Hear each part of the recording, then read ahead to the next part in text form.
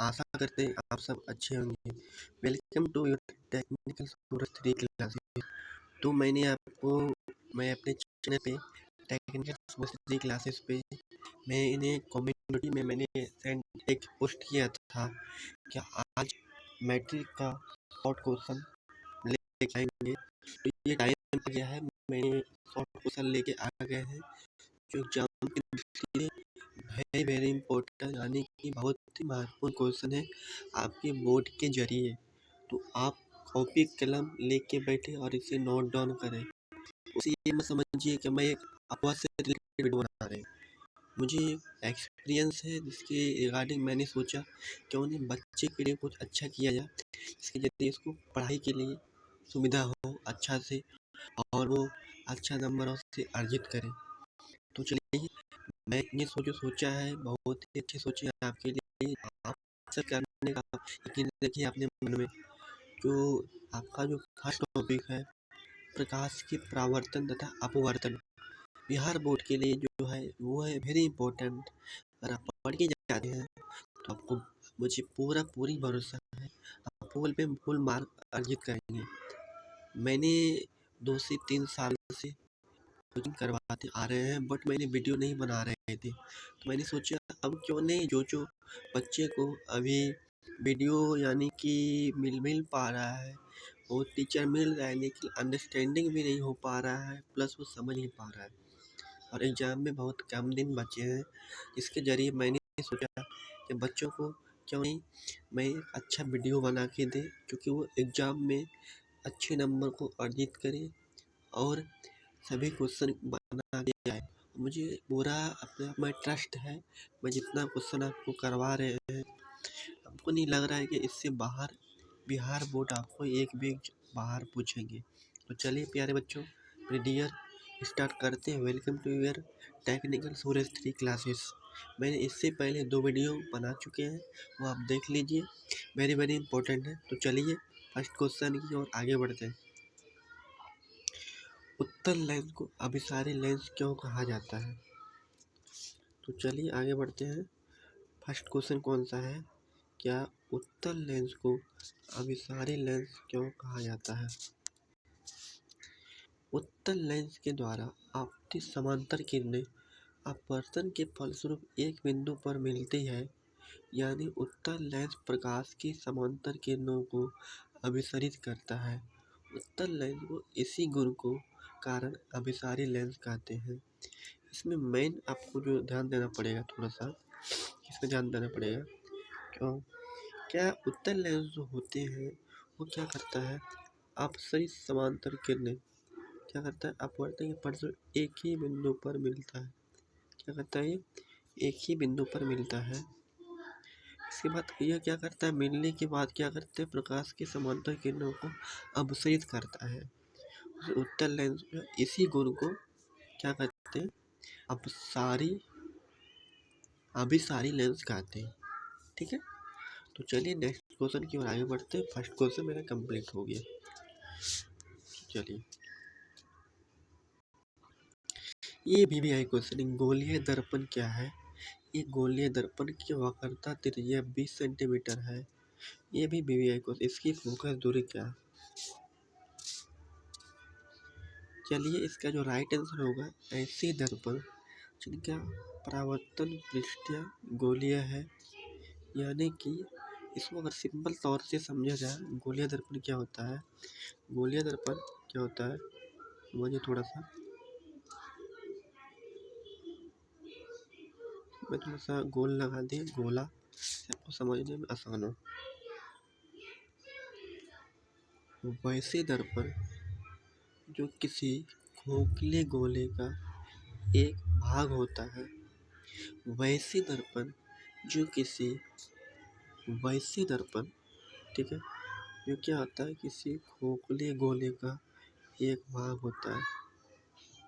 ठीक है, वैसे दर्पण जो क्या होता है, किसी खोखले गोले का एक भाग होता है, इसे हम क्या बोलते हैं, गोलीय दर्पण कहते हैं। गोलीय दर्पण फोकस दूरी, इसको बनाने के लिए आपको फोकस दूरी आना चाहिए। तो फोकस दूरी m बराबर जो होता है वक्रता त्रिज्या r/2, वक्रता त्रिज्या r/2, वक्रता त्रिज्या r/2। तो इसका जो होगा वक्रता त्रिज्या r/2, r बराबर 20/2 बराबर 10 सेंटीमीटर। सॉरी, थोड़ा सा बैकग्राउंड अभी हो रहा है, इसके जरिए मुझे थोड़ा सा प्रॉब्लम आ रहा है, तो इसके लिए क्षमा चाहते हैं। नई बोर्ड थोड़ा बजा दिए है। तो वक्रता त्रिज्या r/2 बराबर 20/2 सेंटीमीटर। इसका राइट आंसर क्या होगा?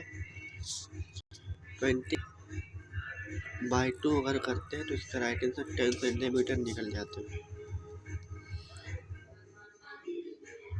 उत्तल लेंस के 2f स्थिति वस्तु के प्रतिबिंब बनने की क्रिया कारण आरेख खींचे। एक मिनट। हाँ, तो चलिए आगे बढ़ते हैं। थोड़ा सा बैकग्राउंड में मैंने बोला नहीं को कम करने के लिए, क्योंकि क्लासेस हो रहा था ना। चलिए, उत्तल लेंस 2f स्थिति वस्तु के प्रतिबिंब बनने की क्रिया का कारण आरेख खींचे। ये थोड़ा सा क्वेश्चन अवेलेबल नहीं हो पा रहा है वेबसाइट पे, तो मैं आपको 3 नंबर क्वेश्चन नेक्स्ट अगले दिन करवा देंगे। तो ये भी एक क्वेश्चन है, ये समझ लीजिए कि भी एक क्वेश्चन है।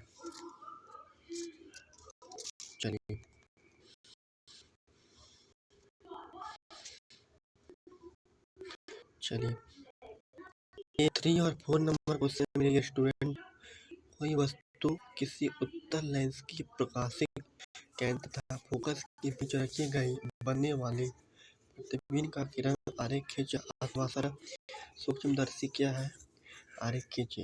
ये भी VVI क्वेश्चन है, यानी कि 3 और 4 मेरा थोड़ा सा नहीं हो पा रहा है। नेक्स्ट वीडियो में एक अलग से कर दूंगा, इसका बना के वीडियो दे दूंगा, जिससे आपको पढ़ने में आसान हो।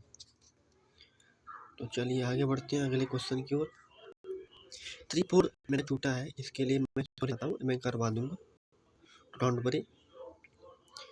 चलिए, मोस्ट VVI क्वेश्चन आ गया आपका। चलिए, प्रकाश का अपवर्तन क्या है, इसके नियमों को लिखिए अथवा प्रकाश के अपवर्तन नियम लिखिए। तो चलिए, इसका जो उत्तर क्या दिया गया है, उत्तर दिया गया है प्रकाश के अपवर्तन के 2 नियम हैं। प्रकाश के अपवर्तन के कितने नियम हैं? 2 नियम है। आपतित किरण, अपवर्तित किरण,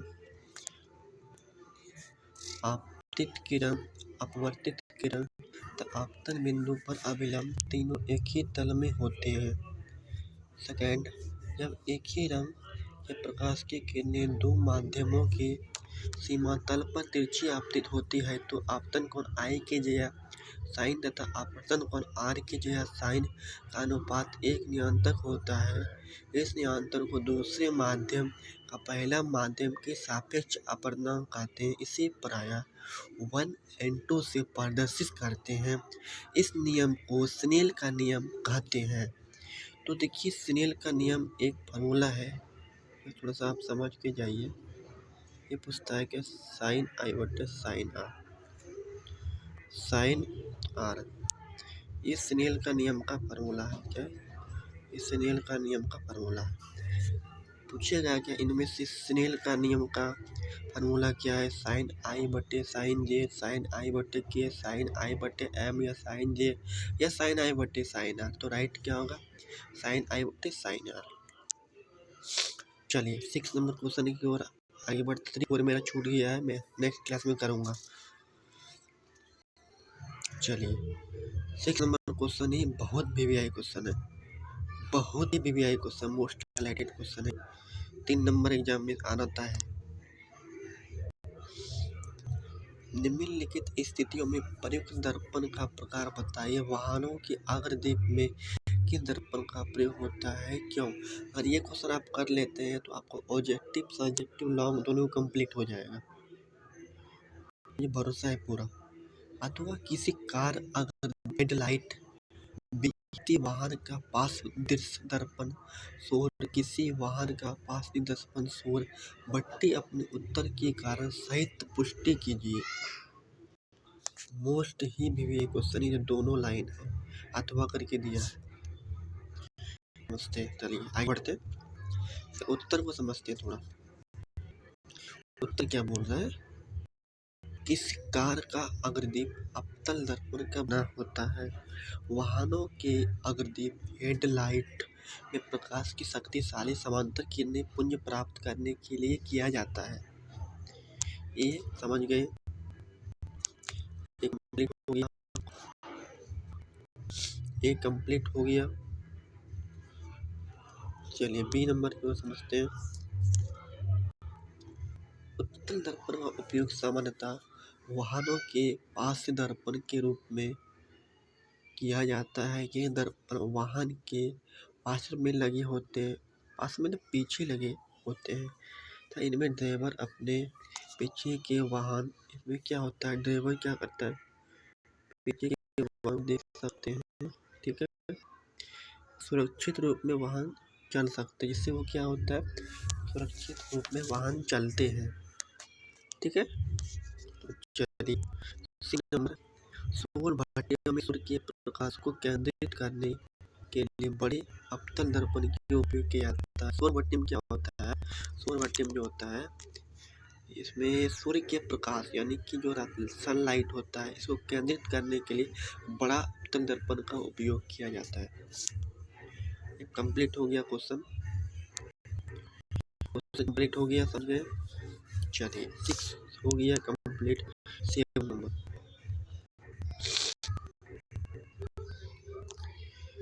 7 नंबर क्वेश्चन देखते हैं। हम वाहनों में उत्तल दर्पण पार्श्व दृश्य दर्पण के रूप में वरीयता क्यों देते हैं? यानी इसका मतलब ये हुआ, ये क्या पूछ रहा है समझिए क्वेश्चन पे लिए। क्या उत्तल दर्पण को पीछे साइड में क्यों दिया जाता है, इसका क्या कारण है? तो समझते हैं इसका कारण क्या है जो इसको क्यों दिया जाता है। उत्तल दर्पण को पार्श्व दृश्य दर्पण के रूप में इसलिए वरीयता देते हैं क्योंकि वे सदैव सीधा प्रतिबिंब बनते हैं। इनका दृष्टि क्षेत्र में भी बहुत अधिक है क्योंकि ये बराबर बाहर की ओर वक्रित होते हैं। समझिए क्वेश्चन, उत्तल दर्पण पार्श्व दृश्य दर्पण के रूप में इसलिए वरीयता देते हैं क्योंकि वे सदैव सीधा प्रतिबिंब बनाता है। इनका दृष्टि क्षेत्र में भी बहुत अधिक है क्योंकि ये बाहर की ओर क्या होता है, वक्रित होता है। यानी कि दर्पण पूछे उत्तल दर्पण, दिस इज द अवतल दर्पण, ठीक है। देन दिस इज उत्तल दर्पण, ठीक है। सिंपली थोड़ा समझा दे रहे हैं। ये क्या है, ये आपका अवतल दर्पण है, उत्तल दर्पण है, ये उत्तल दर्पण है। देन ये कौन सा दर्पण हो गया आपका, तो ये कौन सा दर्पण हो जाएगा, तो कोई बता देगा। ये कौन सा दर्पण हो जाएगा, तो ये क्या हो जाएगा आपका, उत्तल दर्पण नहीं, अवतल दर्पण है। दिस इज द कॉनकेव होगा, ये कॉनकेव होगा ये। तो इससे छोटा बना देते हैं, क्या होगा, ये कॉनकेव होगा, है ना। नहीं नहीं, कॉनकेव नहीं होगा, कॉन्वेक्स होगा ना। क्या होगा, कॉनकेव या कॉन्वेक्स, ये कॉन्वेक्स होगा, क्या होगा, कॉन्वेक्स होगा ये भी। और ये क्या होगा, ये क्या होगा, ये क्या होगा, क्या होगा जल्दी बताइए। ये कॉनकेव होगा, फिर ये क्या होगा,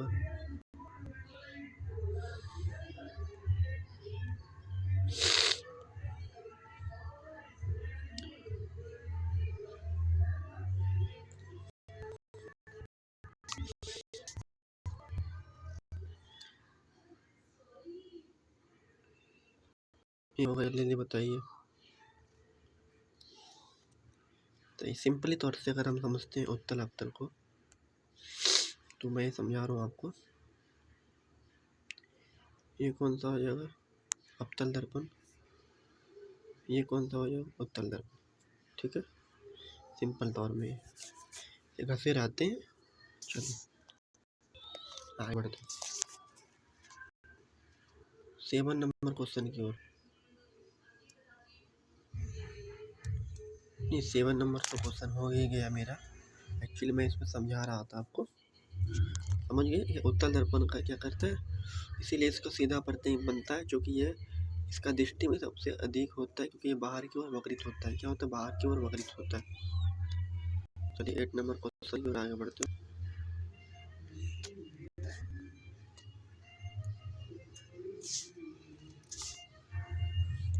किसी माध्यम का अपवर्तनांक निर्वात में प्रकाश की चाल, उस माध्यम में प्रकाश की चाल अनुपात होता है अपवर्तनांक घेरे में प्रकाश की चाल निर्वात में चाल की 1/242 गुनी है। इसका क्रांतिक कोण सी साइन सी बराबर 1/242 से प्राप्त होगा, जो छोटा है। अंत इसकी सतह पूर्ण आंतरिक परिवर्तन के लिए ज्यादा उचित है।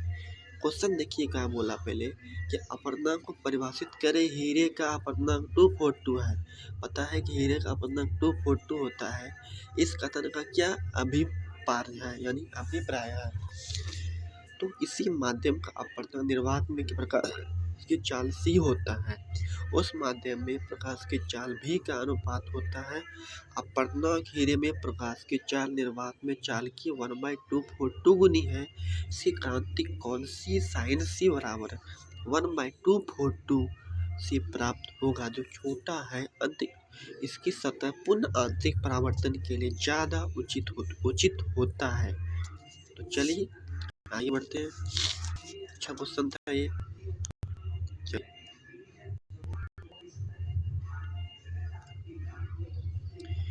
उत्तल दर्पण के प्रधान अक्ष पर रखे बीम के प्रतिबिंब के किरण आरेख खींचे और प्रतिबिंब प्राकृतिक आकार, साइज एवं स्थान को लिखे।